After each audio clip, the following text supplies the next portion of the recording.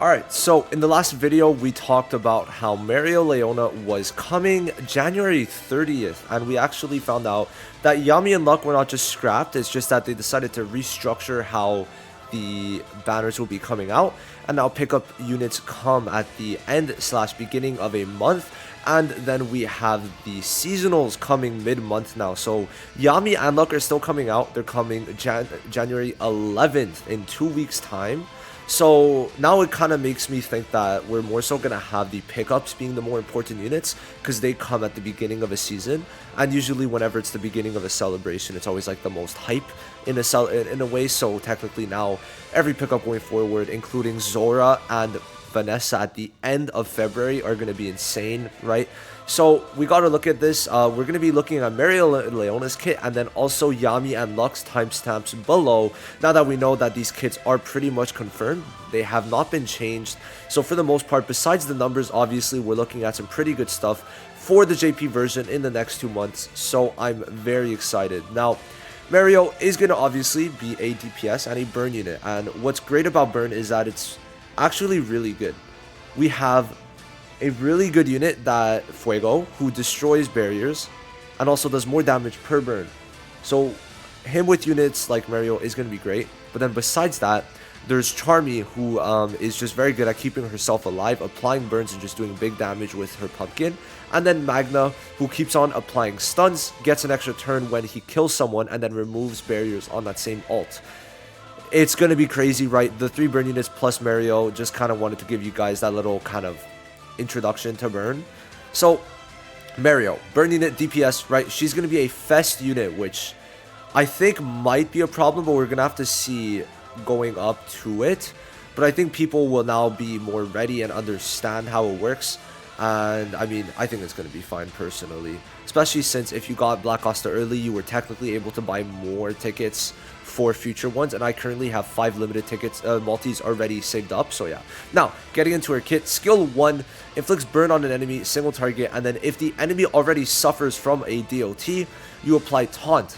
And this is going to go very well with other parts of her kit, but to me this is nice. So I kind of should, before I continue on, I'm going to go to the bottom, that her passive, her normal passive is apply Monoskin if your SP is X or more. So I'm going to guess it's going to be, would you say, my guess is 4 or more, but they might make it where it's like from 1 or more from just having any amounts of SP.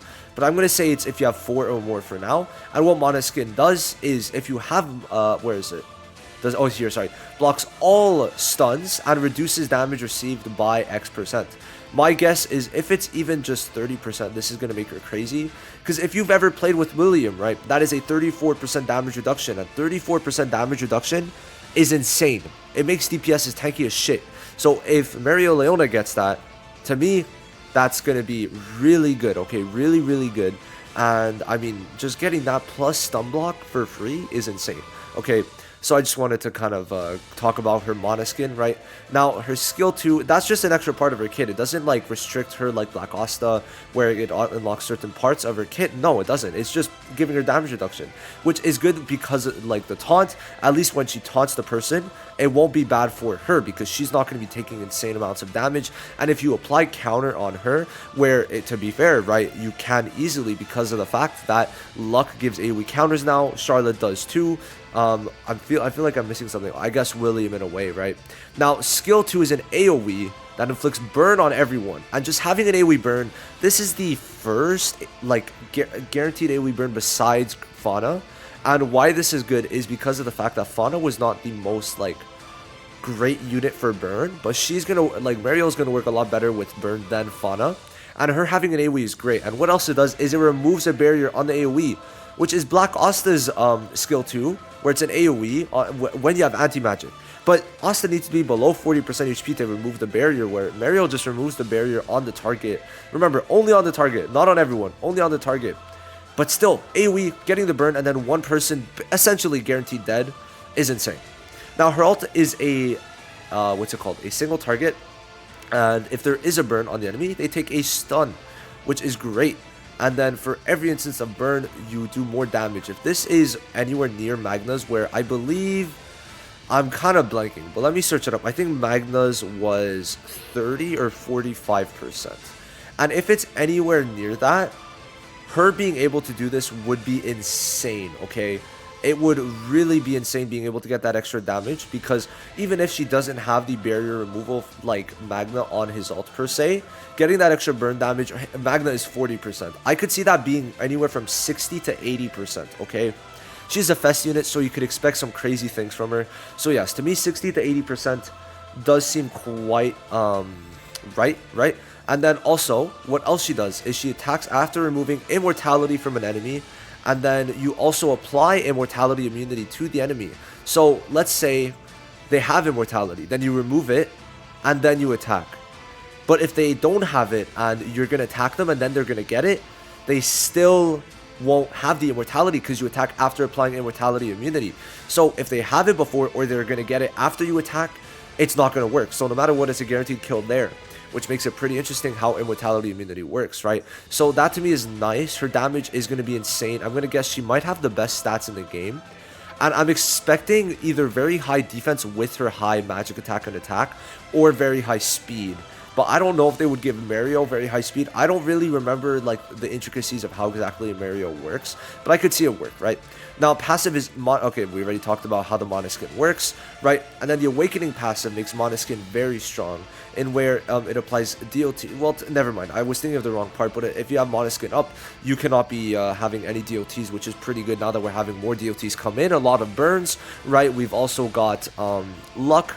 Now, the thing, the Season 8 luck that I'm going to talk about later. Now, the thing is, with Merio coming too, that I'm just thinking about, is that this enables all the other burn units to kind of become more meta relevant, because people are going to use Merio. So to me, that's just one of the things. Because, guys, I've preached burn since Season 5, okay? I've preached this since Season 5. I've wanted to play burn for such a long time, and I'm just happy now that it's coming along. Now, the insane part about her dupe passive is that when she's hit, she inflicts burn on all enemies. This is one of the best things to give to a burn unit when you've got someone like Magno who gets a guaranteed stun at Dupe 2 whenever he attacks someone with burn. And just the amount of ticks that it's going to be, oh my god, you don't even need Charmy anymore. I'm just happy. I'm max duping her, max skill page, max everything, bro. So, the partner skill is Inflicts Burn, okay, and we don't really know her Grimoire, her skill page yet, but everything else we know. And so far, her skill 2 is looking very strong, removing barrier, and then her ult doing extra damage per burn on the enemy, but also not even just that, to where it applies a stun is really good, okay? Now, the skill 1, I think, to me, is a pretty decent skill 1, getting that taunt, and honestly, I don't really think that they should really change it. If they do something for the Grimoire, I would want for the passive to be magic attack and attack, or go crazy, go for something with Monoskin, kind of like they did with Black Asta. Maybe she gets like 20% magic attack and attack per like 2000 magic attack when she has Monoskin active or something like that, or like it reduces damage received by 50% when she has Monoskin up. Because Black Asta's was insane, right? Black Asta's was truly insane. Getting 15% per 1500 defense at zero dupes was insane, right? Damage increase. So yeah, Merio, very good, and I'm expecting her to be kind of insane.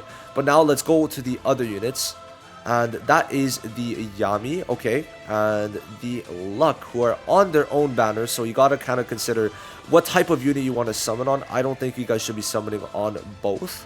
But if you like both, then I mean, nothing's stopping you. You guys should have enough pulls, unless you guys were silly and decided to pull for the custom banners. But we have their kits up here, so let's look at them and talk about them, right? I want to start with Yami because he is my preferred unit out of the two. And why I also really like Yami is because of the fact that he is an attack DPS. And the thing is with attack DPSs, they are so few and far between. And since Black Asta, right, since he was, what's it called? A defender, he was not exactly a crazy DPS, and he's not really meant to be used as a DPS unless you have Witch Queen, and even with Witch Queen, you get one good DPS hidden. So I want a true DPS, which Yami is. So let's talk about Yami, how he works, and all of that good stuff. So skill 1, single target, basically deals X% of attack and magic attack as an extra damage, and then when you use the skill 1, you get an increased amount of extra attack increases. The amount of instances increases. Then when you attack an enemy with bleed, you reduce their HP recovery received, And basically, yeah, so I don't know what this part of the text is, but basically you could use many different slashes, and I'm gonna guess the skill 1, if you build up the amount of extra attacks, is going to be insane amounts of damage, which I think is very nice. Now the skill 2 is an AoE that removes counterattacks. Okay, it removes all counterattacks, which is going to be actually very strong. I'm very happy with this, especially because, just hint hint, Luck also has AoE counterattack applications. So to me, this is very good. But then what else it does is when you're attacking someone with Bleed, you inflict a stun status ailment on them. And this is an AoE attack. So if you apply AoE Bleed with, per se, Witch Queen, or I'm pretty sure Yami does apply AoE Bleeds later on, you're getting an AoE stun. Rhodes stonks just keep on getting higher and higher, man. Higher and higher. It's insane. It's really insane. That 2-turn stun block from Rhodes is going to be crazy. Now, the ult to me is very interesting. So it applies increased defense penetration. Wait, was it the ult? Yes. Then you grant yourself a barrier depending on your attack. And we've seen how crazy Rhodes and the Wells barriers are. And getting a barrier depending on his attack for himself is really good. Then you remove all DLT instances on yourself, which is obviously going to be good when units like Mereoleona and the burn units are starting to come into play. So yeah, to me this is nice. And then when the instances of extra damage, of extra attack, of skill 1 are at its max, then the extra attacks are reset. So being able to give yourself your own barrier means this Yami is going to be self-sustaining. And if he has high speed, then we're going to be in for a treat. Now, what is very funny is he's also going to be increasing his damage dealt when attacking a defender. Now, I just want to see something, because I believe she showed the colors, but I don't know. Yeah, so Yami is green and Luck is blue. So I kind of went over that, but Yami being green is... I would have liked him being blue just so he could completely destroy Black Asta. I just would have found it funny if they did that. But him being green makes sense because we have a red Yami already, a blue Yami, and now a green Yami, okay? So green Yami is pretty good, okay? And why it's good is because of his AoE skill 2. Now, it applies an AoE stun, and for a green unit, this is good because blue units do not have a stun block unit. So if he's attacking a full blue team, he could just AoE stun everyone, do great damage, and that's going to be great. Okay, very great. Great. Did I say great? Right? So that's good. Now, him doing increased damage to defenders also is decent because he's green. He's doing less damage to Black Asta, but now with this, he's going to be doing much more to Black Asta as he is a defender. Now, when he has at 8 SP at the start of a turn, okay, he grants himself a barrier, okay, just like that. So if this is like anywhere compared to Noelle's, where hers is, I think, like 170, what is it? It's 100 plus, it's 140. So if we are anywhere near that range, okay, this barrier is going to be 100k for himself whenever he's at 8 SP. And there could even be the argument to just not use your ultimate and only spam skill 1 and skill 2. And the thing is, his skill 1 seems to be very good. And it's honestly a pretty intricate kit where if you just spam the skill 1 every time you use it, it gets stronger and then gets more extra attacks that might actually do a lot of damage. And the ult, sure, it gives you that barrier, but if you could get a barrier every single turn instead, that would be crazy. Now, if there's 4 or fewer SPs, you get an increased damage dealt. So there's also where you could use the ult and then just spam the skill 1 and 2 and just do more damage there. So no matter how you use him, he's going to be very good. Now, what I was talking about is on his skill 2, right, the AoE that stuns if there's a bleed, he also inflicts bleed on the enemy. So he's going to be very good with the talent that reduces the skill 2 cooldown, where if you apply this, right, the AoE bleed, and then you could AoE stun, then that's GG, right? Getting an AoE guaranteed stun is just insane, right? It really is. Then, on the Grimoire passive, upon using skill 1, there is a chance to attack after granting increased damage dealt. So you're going to want the Grimoire passive just to make sure the skill 1 does crazy damage once you actually get those extra attacks up, and maybe get like an extra like 50 to 60% attack and magic attack. But then also just getting that bleed to where you don't need to use any other units, to me, is another great thing. So I'm very excited about this Yami, and I think out of the two, between Luck and Yami coming out on the 11th, he is going to be probably the better one. So yes, let's look at the Luck now. Okay, so Yami, obviously removing counterattacks is a pretty big thing, especially because Season 4 Charlotte and Luck have the AoE counterattacks. And yeah, now, I mean, they're kind of just all removed, and it makes it for a much safer type of playstyle. And any future units who have counter will be, you know, kind of nullified, I guess, in a way. So I think we're chilling for that. Now, let's look at Luck. All right, so remember, he is blue. Now, blue. This is interesting. I want to look at his kit before judging if this is good and what he's trying to counter. Because every unit that comes out has either a counter or trying to support someone, okay? If we really look at it, no matter what, there is always someone who's trying to counter another, okay? So let's go into it. Skill 1, to me, is... Okay, so he's blue. Yeah, this makes sense. So he applies shock, okay? So he's a shock unit. It's not that great, right? It could have been great. They just don't do DOTs that well, I feel. I just don't like how many different DOTs there are and how they kind of make subsections of DOTs. But then, you know, you can't use certain DOTs with each other just because there's no benefits, right? Where if you use only burn with each other, it's great. But you can't use multiple bleeds because you can only stack one bleed. You can only stack one poison, but you could stack multiple shocks. But then with shock, right? There's just no point, right? There's not many units, and it's just not great, and no one helps, or no one gains much from shock, so I just don't like how they do this, and there should be no other shock units after this, so it's just kind of worthless.